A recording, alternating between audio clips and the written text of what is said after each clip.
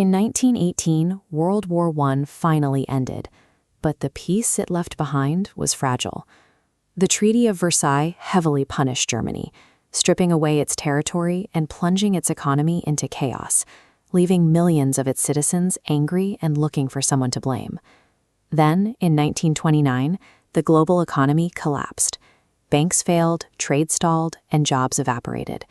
In countries already struggling to recover, the Great Depression destroyed whatever remaining faith people had in normal democratic politics. Poverty and wounded national pride created a dangerous environment. Desperate people turned to extremist leaders who promised a return to strength, revenge against their enemies, and a total rejection of the post-war rules. By 1933, Adolf Hitler became Chancellor of Germany. He systematically dismantled democratic institutions, silenced his opponents, and transformed the country into a totalitarian dictatorship focused on rapid, aggressive military rearmament. This animated map shows how quickly Germany began to test its boundaries. In 1936, Hitler moved troops back into the Rhineland. 2 years later, Germany annexed Austria and then began absorbing chunks of Czechoslovakia. Britain and France wanted to avoid another catastrophic war at almost any cost. At the Munich conference, they agreed to let Germany keep the Czechoslovakian territory, hoping this concession, a policy known as appeasement, would satisfy Hitler's demands. In 1939, German forces swallowed the rest of Czechoslovakia. This move proved that Hitler had shifted from reclaiming German territory to the systematic construction of a continental empire. On September 1, 1939, Germany invaded Poland. German tanks and infantry overwhelmed Polish defenses from the west with brutal speed. As this map illustrates, Poland was trapped. Thanks to a secret non-aggression pact, the Soviet Union simultaneously invaded from the east. The country was squeezed between two massive armies and carved in half. This coordinated invasion crossed the final red line. 2 days later, Britain and France declared war on Germany. The regional conflicts of the 1930s had officially erupted into a global war. The German military moved across Western Europe with terrifying efficiency. Bypassing heavy French fortifications, they pushed through the Ardennes forest, isolating Allied forces and forcing France to surrender in a matter of weeks. Britain now stood entirely alone in Western Europe. To prepare for a land invasion, Germany launched a massive bombing campaign, but British Spitfires and early radar networks successfully fought off the Luftwaffe, denying Germany control of the skies. Unable to conquer the British Isles, Hitler made a massive strategic pivot. In June 1941, he broke his pact with the Soviets and launched Operation Barbarossa, the largest land invasion in human history, straight into the Soviet Union. The initial German advance captured vast stretches of territory and surrounded hundreds of thousands of Soviet troops. But as they pushed deeper, their supply lines stretched thin. The sheer scale of the Russian landscape and the arrival of a brutal winter froze the German war machine just outside of Moscow. The rapid victories of the West were replaced by an exhausting war of attrition in the East. While Europe was engulfed in conflict, a separate war had been expanding for years in Asia. Japan, seeking raw materials to fuel its growing military, had already invaded Manchuria, pushed deep into China, and was moving south through Southeast Asia. When the United States responded by cutting off vital oil exports, Japan's military leadership felt cornered. Their solution was a preemptive strike. On December 7, 1941, Japanese aircraft devastated the U.S. Pacific Fleet at Pearl Harbor in Hawaii. The following day, the United States declared war on Japan, prompting Germany and Italy to declare war on the U.S. What began as regional conflicts in Europe and Asia were now fused into a single, interconnected global struggle. This global map displays the peak of Axis power in early 1942. Germany dominated mainland Europe, and Italy fought across the Mediterranean, and Japan controlled vast stretches of the Pacific. But looking closely reveals a critical weakness: overextension.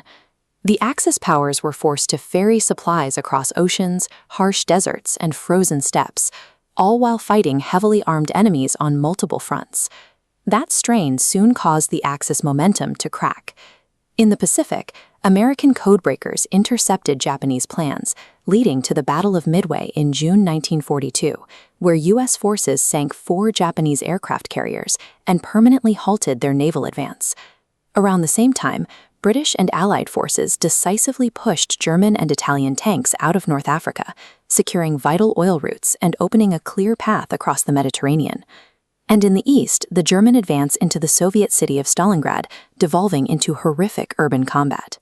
The Soviet Union launched a massive counterattack, eventually surrounding and destroying the entire German Sixth Army. Midway, North Africa, and Stalingrad destroyed the aura of Axis invincibility.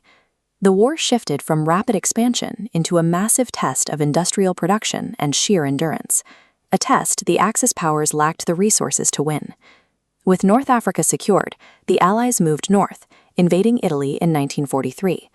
While the mountainous terrain made progress slow and bloody, it forced Germany to pull troops away from other regions to defend its southern border.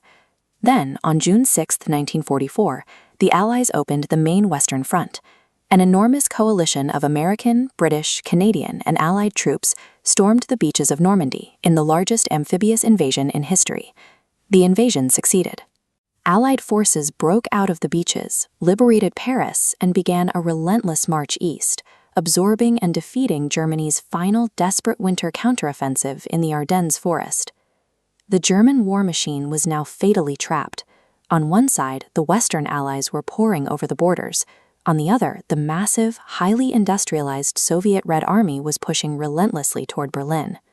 By May 1945, the collapsing Nazi regime was completely surrounded. Soviet forces captured Berlin, Adolf Hitler died in a bunker beneath the city, and Germany officially surrendered. But the Pacific theater was still raging. The United States was executing an island-hopping campaign, capturing strategic islands one by one to build airfields closer to Japan. It was an agonizing, highly lethal strategy against defenders who refused to surrender.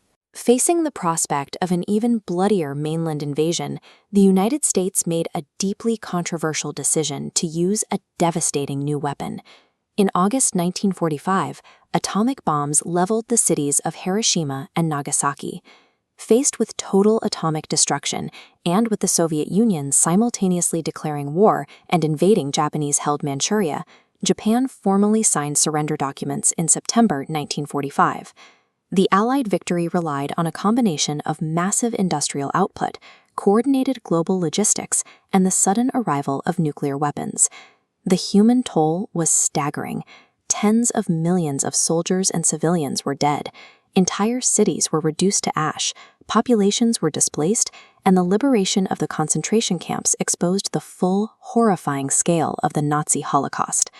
After the war, Allied leaders carved Germany and Japan into occupation zones, while the weakened European empires began to dismantle.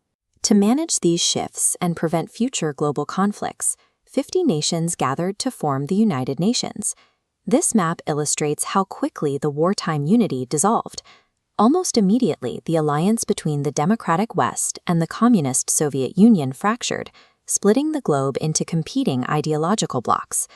World War II was a devastating chain reaction that burned down the old global order. It defeated totalitarian expansion, but it left behind a fragile, heavily armed modern world that would spend the next 4 decades locked in a Cold War.